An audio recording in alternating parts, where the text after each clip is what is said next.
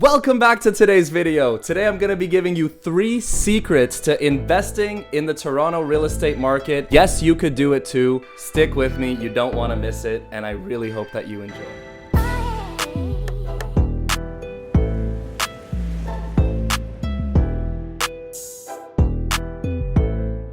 Guys, it's another week. First and foremost, I tremendously appreciate the love and support. Please go ahead and give this video an early like. I will love you forever. And also, if you could hit the subscribe button, it would mean a tremendous amount to me. Once this channel hits 1,000 subscribers, we will be doing a very spicy pepper eating challenge right on camera. I'm gonna embarrass myself. I'm gonna unleash scorched earth on my mouth. You don't want to miss it. Let's get that subscriber count up. That being said, let's get right into the meat and potatoes of the video. Guys, today I'm going to be giving you 3 secrets to investing in the Toronto real estate market that nobody else is going to tell you. A lot of people feel like I can't afford to get into real estate in Toronto. I don't know enough about it, so I'd rather put my money into things like stocks or cryptocurrencies or anything like this. And while those are wonderful things to put your money into, as long as you do your due diligence and you know what you're doing, same thing goes for real estate. As long as you do your due diligence, you know exactly what it is that you're getting into and you're prepared for it. Real estate could be an extremely powerful investment vehicle for you to start growing your wealth. With that being said, let's get right into it. The first question being, can I afford real estate in the first place? Can I go work with a good mortgage broker or with my bank, and can they approve me for the kind of loan that's actually going to get me something that's worth getting into? And the secret that I'm going to tell you guys here is that there's a lot of options that you can explore that you haven't necessarily thought about yet. Think, Mark!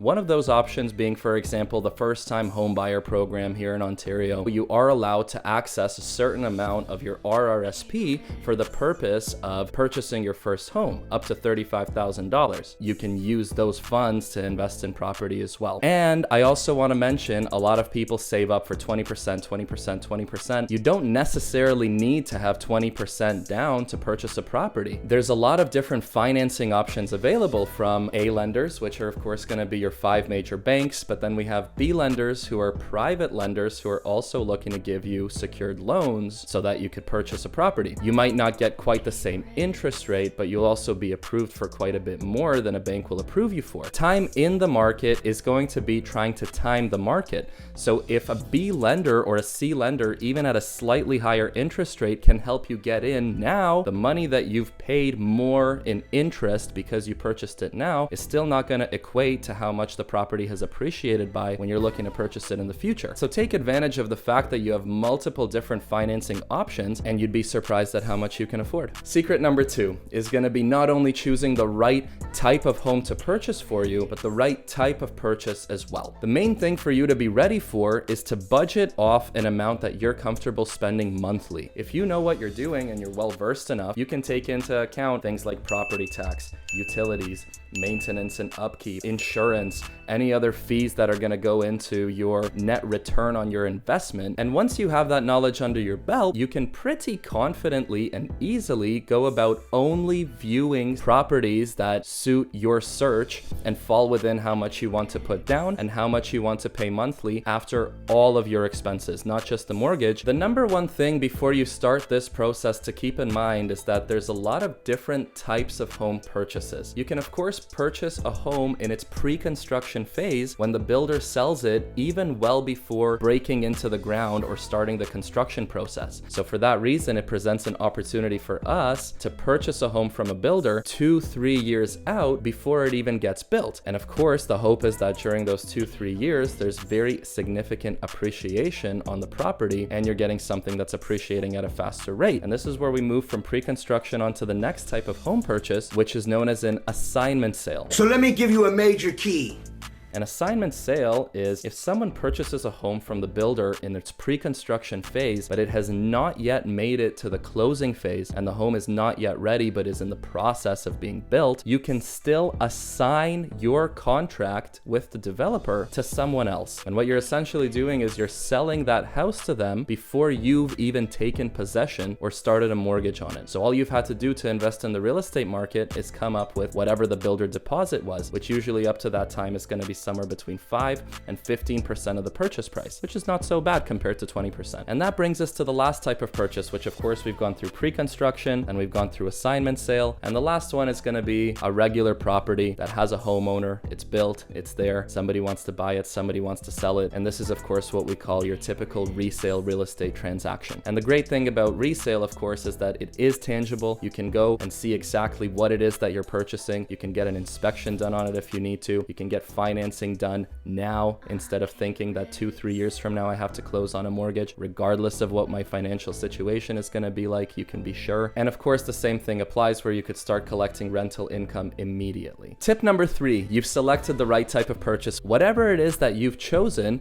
now the task is going to be to keep yourself up to date 100% with properties that meet and suit your search criteria. Let's get ready to rumble!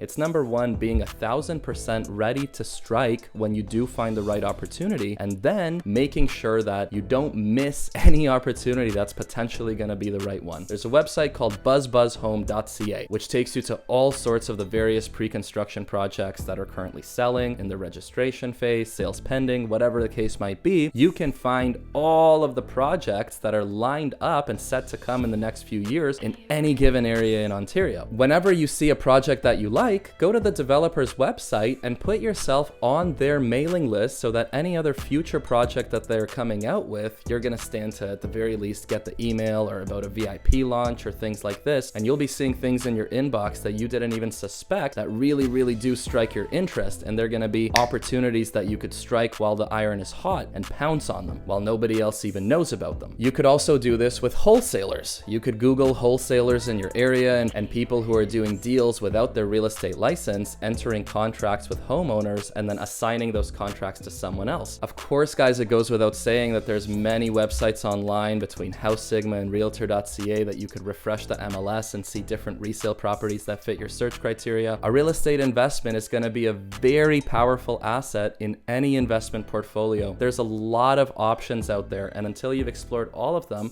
I don't want you sulking your head and saying that I can't afford it, I can't do it, because the chances are that you either can or you're working yourself into a position where very soon you will be able to. And that being said, once again, please go ahead and subscribe. Like I said, once we hit 1,000 subscribers, we're gonna be eating an extremely hot pepper. I don't know why we're doing it. Red Hot Chili Peppers, Red Hot Chili Peppers, Red Hot Chili Peppers, очень я люблю. But let's make sure that we get there and that we do, and then you guys can enjoy my pain and suffering right in front of you live on screen. Love you guys. Have a great week ahead. All the very best, and I'll catch you soon in a future video. Peace.